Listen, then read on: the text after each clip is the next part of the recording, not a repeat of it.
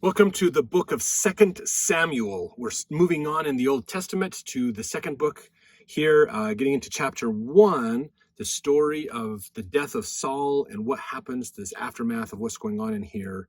So it's also called the second book of the Kings. Now, we do have a Kings 1 and Kings 2 in the Old Testament as well.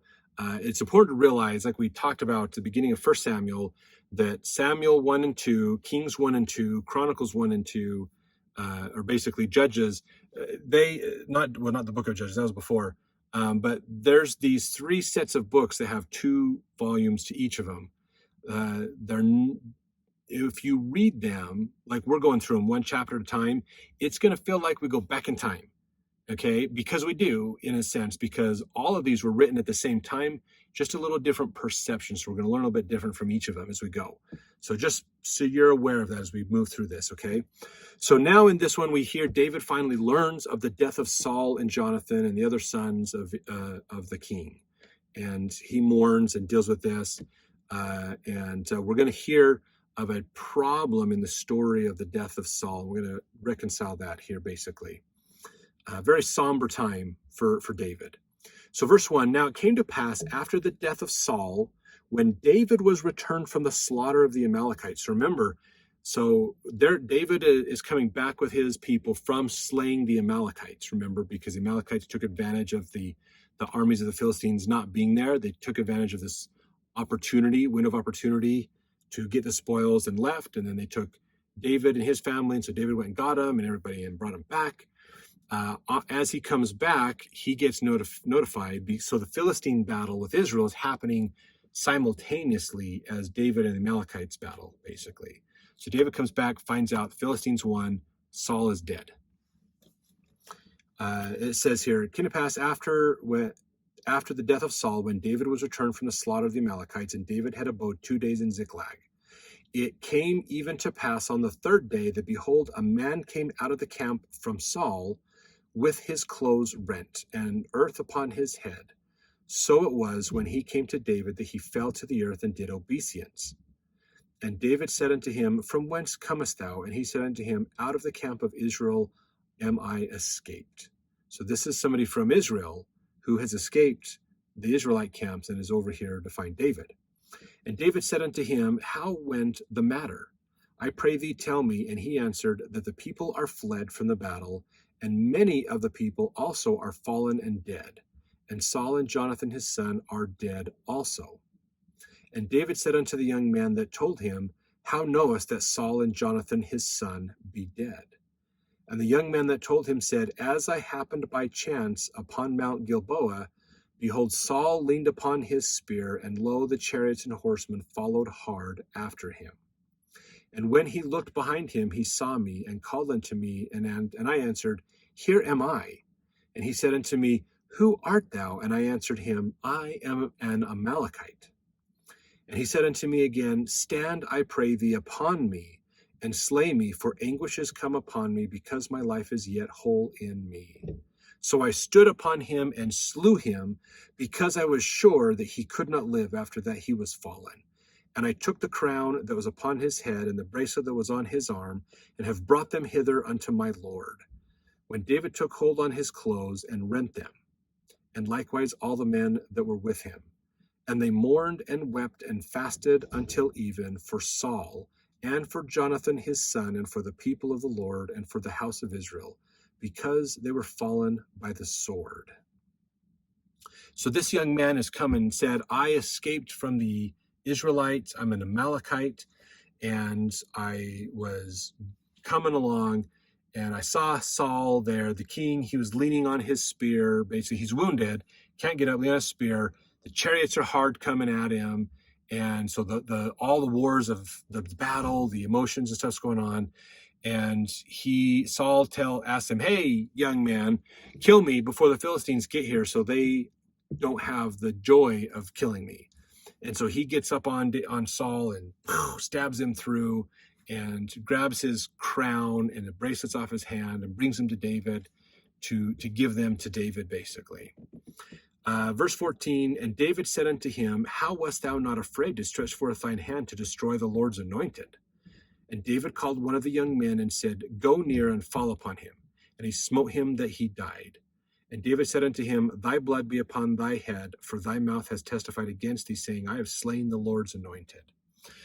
So David, in hearing this story, they lament Saul is dead. Because why else would this guy have the king's crown and his bracelets? But in this process, David realizes something's not adding up. Now, if you remember in the previous chapter when we talked about Saul's death, we hear the story that Saul asked his armor bearer, kill me. And the armor bearer said, I am too afraid. I'm not going to do that. So Saul killed himself. And then the armor bearer went, well, they're going to kill me too. I'm going to kill myself. And so the armor bearer kills himself. So that's what we've heard in the end of 1 Samuel. Now we get this story that this Amalekite happened to come across him and valiantly did the right thing and took him down and brought this stuff to David. And so David's realizing this doesn't add up. Something's not right here.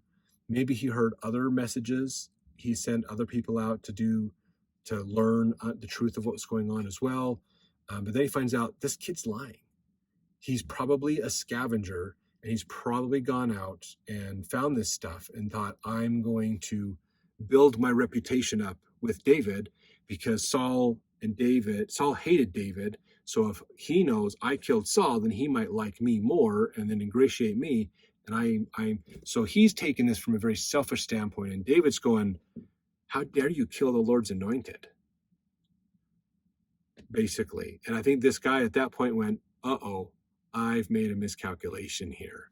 But he didn't want to admit it, that he was lying, because that's still another sin. So he didn't, and he ended up losing his life because of it, basically. So Clarke, in his book Bible Commentary, said this. He says, the whole account which this young man gives is a fabrication. In many of the particulars, it is grossly self-contradictory.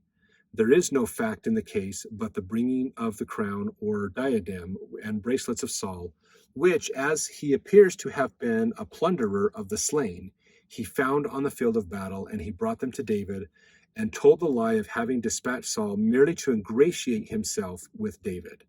So this young man thought he could get ahead by saying, I've killed your enemy, basically.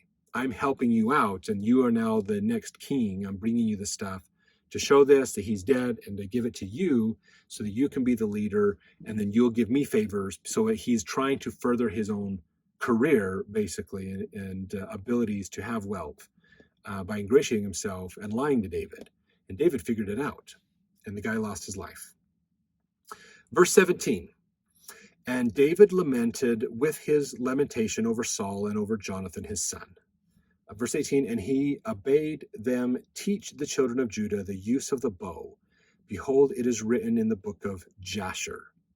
So this is really interesting. It's actually, if you look at the footnotes here, the verse appears to be a superscription, like the one appearing at the beginning of Psalms 60. So this is, they have the parentheses there to put this in. It's interesting, they talk about in the book of Jasher that David taught the children of Israel to be archers after this, realizing we need to build up our army more. We have a good ground force, but we need to control the skies. And they didn't have planes, so the archers were the enemy of the sky, basically, because they could launch up, reach a far away, and then rain down on top of you, basically. The book of Jasher is not in the Old Testament. We don't have that book. That is part of the lost books. Basically, if you go to the Bible dictionary and look up lost books, there's a list of them that are there. So there is more to this story that we don't have in the Old Testament. Verse 19, the beauty of Israel is slain upon thy high places. How are the mighty fallen? So this is like a poem or a story of what happened. They probably put it to music. This is kind of like what they talk about in the Psalms, basically these poems or stories of songs of what happened in their life. Verse 20, tell it not in Gath, publish it not in the streets of Ascalon, lest the daughters of the Philistines rejoice, lest the daughters of the uncircumcised triumph. Ye mountains of Gilboa, let there be no dew, neither let there be rain upon you, nor fields of offerings, for the shield, For there the shield of the mighty is vilely cast away, the shield of Saul, as though he had not been anointed with oil.